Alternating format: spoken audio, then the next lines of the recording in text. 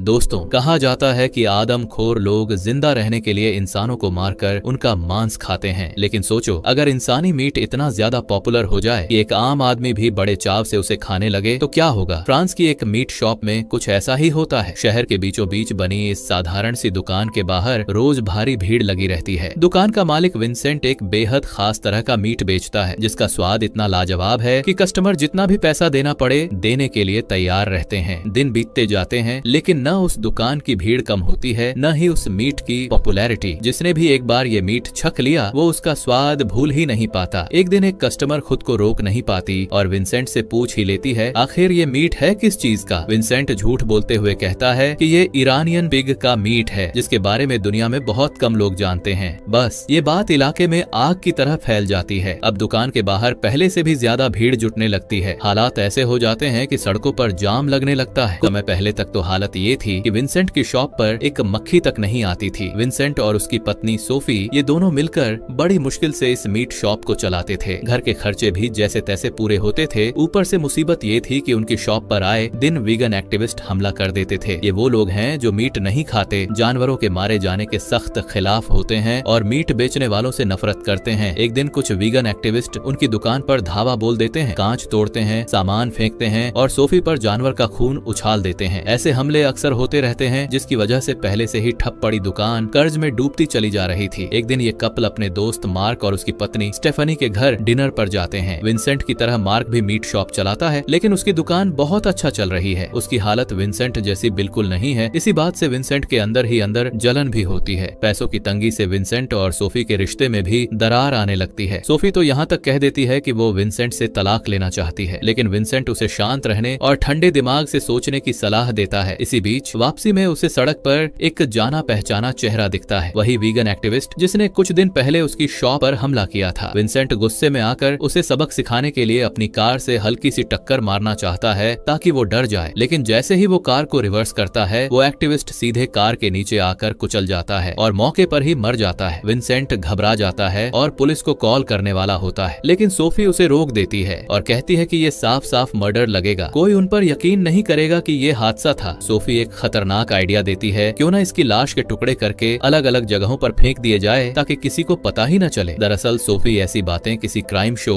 और serial killer की documentary देखकर सीख चुकी थी। वो तो यहाँ तक सोच लेती है कि इसके मीट को सुअर के मीट के साथ मिलाकर दुकान पर बेच दिया जाए। विंसेंट इस बात पर सख्त ऐतराज करता है और साफ मन कर देता है। आखिर में डर और घबराहट के बीच वे दोनों उसकी लाश अपनी मीट शॉप में ले आते हैं। विंसेंट बड़ी मुश्किल से हिम्मत जुटाकर उस बॉडी को छोटे छोटे टुकड़ों में काटता है, ग्राइंडर में पीसता है ताकि लाश ठिकाने लगाई जा सके। घंटों तक ये सब करने के बाद वो थक कर वहीं नींद में चूर हो जाता है। अगली सुबह जब वो उठता है तो देखता है कि जहाँ उसने ग्राइंड किया हुआ मीट रखा था वो ट्रे अब खाली है। वो हैरान परेशान हो जाता है, समझ नहीं पाता कि ये मीट गया तो गया कहाँ। तभी एक कस्टमर शॉप पर आती है और सीधे उसी मीट की डिमांड करती है जो उसे कल रात मिली थी। यहीं पर सच्चाई सामने आती है। जब रात को विंसेंट लाश काटने में व्यस्त था, सोफी ने चुपके से उस एक्टिविस्ट के शरीर का एक हिस्सा अलग निकाल लिया था। उसने उसे पीसकर सुअर के मीट के साथ मिलाकर उसी लेडी को बेच दिया था और उस औरत को वो मीट इतना पसंद आया कि वो फिर से वही मांगने आ गई। विंसेंट घबराकर उसे वो मीट देने से इनकार कर देता है, लेकिन वो कस्टमर उस स्वाद को भूल ही नहीं पा रही थी और जिद पर उतर आती है। सोफी भी बीच में पड़कर विंसेंट को मनाने लगती है। कस्टमर बार बार पूछती है कि आखिर ये मीट है किस चीज का जो इतना लाजवाब लग रहा है। विंसेंट झूठ गढ़कर कहता है कि ये ईरानियन पिग का मीट है, जिसे बहुत कम लोग जानते हैं और बहुत कम कसाई इसे ठीक से तैयार कर पाते हैं। कस्टमर खुश होकर मीट लेकर चली जाती है। कस्टमर के जाते ही विंसेंट सोफी पर फट पड़ता है, क्या तुम पागल हो गई हो?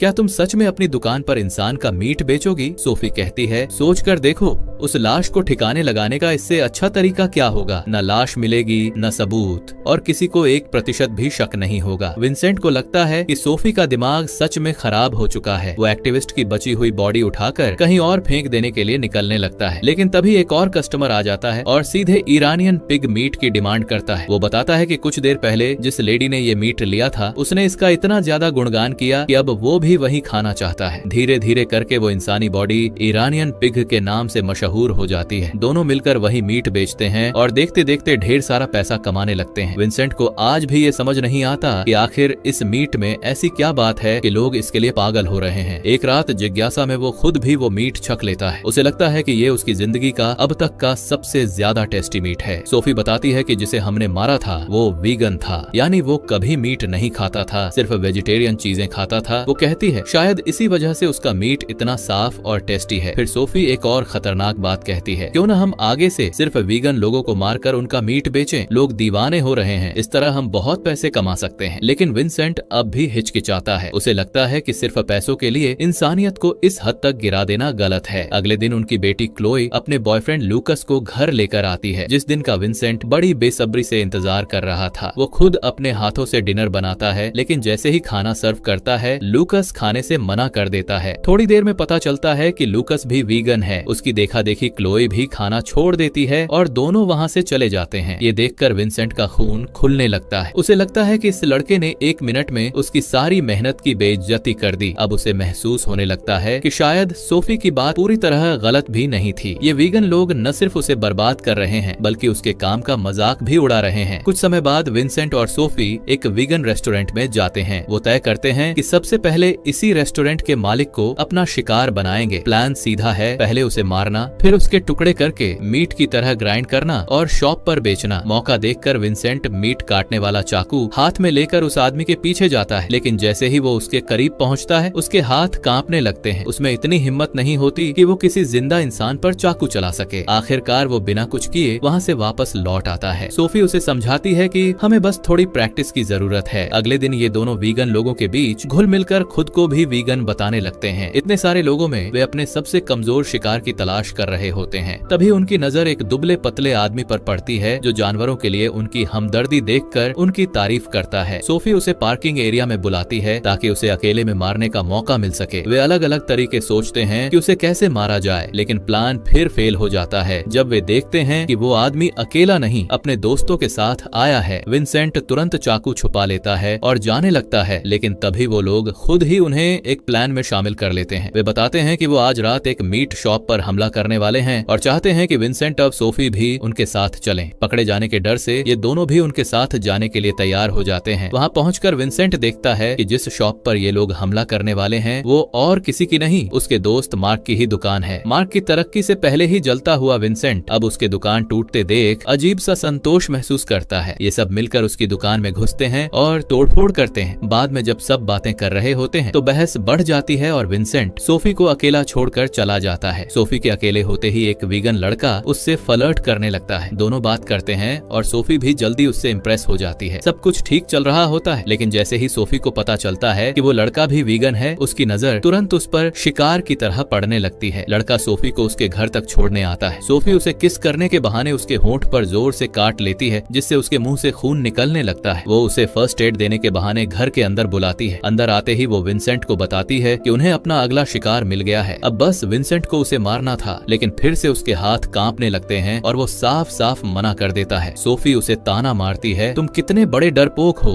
तुम में जरा सी भी हिम्मत नहीं है। अगर तुमने आज रात इसे नहीं मारा तो मैं इसी के साथ सोऊंगी। विंसेंट को लगता है कि वो बस उसे उकसाने के लिए ऐसा कह रही है, लेकिन थोड़ी देर बाद सचमुच सोफी उस लड़के के साथ सोने चली जाती है। ये देखकर विंसेंट का दिमाग पूरी तरह से फिर जाता है। गुस्से में बेकाबू होकर वो उस लड़के की बेरहमी से हत्या कर देता है। अगले दिन सोफी के पास स्टेफनी का फोन आता है। वो बताती है कि पिछली रात मार्क की दुकान पर जो सबसे ज्यादा तोड़फोड़ हुई वो दरअसल विंसेंट ने ही की थी, लेकिन विंसेंट और सोफी ऐसे एक्ट करते हैं जैसे उन्हें कुछ भी नहीं पता। उसी दिन एक पुलिस वाला भी विंसेंट से अकेले में बात करना चाहता है। वो घबरा जाता है कि शायद पुलिस को सब पता चल गया है, लेकिन बात सिर्फ मार्क की दुकान पर हमले तक ही सीमित रहती है। हत्याओं के बारे में किसी को कुछ पता नहीं होता। इधर शॉप पर इंसानी मीट ईरानियन पिग के नाम से धड़ल्ले से बिक रहा है। लाइनें इतनी लंबी होती हैं कि पूरा स्टॉक तुरंत खत्म हो जाता है। जब भी इन्हें मीट की जरूरत होती ये फिर किसी न किसी का शिकार करने निकल जाते। धीरे धीरे ये सिलसिला रोज का रूटीन बन जाता है। उनका बिजनेस इतना बूम करने लगता है कि शहर की बड़ी बड़ी मीट फैक्ट्रियां बंद होने की कगार पर पहुंच जाती हैं। कुछ ही दिनों में विंसेंट मीट की कीमत भी बढ़ा देता है, लेकिन भीड़ कम होने के बजाय और बढ़ती ही जाती है। एक दिन मार्क खुद भी ये स्पेशल मीट छकने के लिए आता है। पहला कौर लेते ही वो भी इसका दीवाना हो जाता है, लेकिन चबाते वक्त उसके मुंह में कुछ सख्त चीज फंस जाती है। स्टेफनी जो पहले एक नर्स रह चुकी है उसे देखकर पहचान जाती है कि ये पेसमेकर है जो दिल के मरीजों के सीने में लगाया जाता है। वो गुस्से में पूछती है कि आखिर तुम्हारे मीट में ये सब कैसे आया। तभी विंसेंट को याद आता है कि कि उनका एक शिकार दिल का मरीज था। कंपटीशन और शक के चक्कर में मार्क और विंसेंट के बीच लड़ाई हो जाती है और बात हाथापाई तक पहुंच जाती है। गुस्से में विंसेंट मार्क के कान पर ही काट लेता है। उस दिन के बाद से दोनों की नकली दोस्ती पूरी तरह खत्म हो जाती है, लेकिन यही हरकत आगे चलकर विंसेंट के खिलाफ सबूत बनने वाली थी। धीरे धीरे इंसानी मीट खाते खाते विंसेंट का दिमाग पूरी तरह बिगड़ने लगता है। वो अब हर चीज को मांस की नजर से देखने लगा है। एक वीगन फेस्टिवल में उसकी नजर एक छोटे बच्चे पर पड़ती है और एक पल के लिए उसे उस बच्चे को खाने की इच्छा तक होने लगती है, लेकिन वो किसी तरह खुद को रोक लेता है और शर्म महसूस करता है। वहीं उसकी मुलाकात फिर से लूकस से हो जाती है। लूकस एक कसाई को वीगन फेस्टिवल में देखकर भड़क जाता है और दोनों के बीच बहस होने लगती है।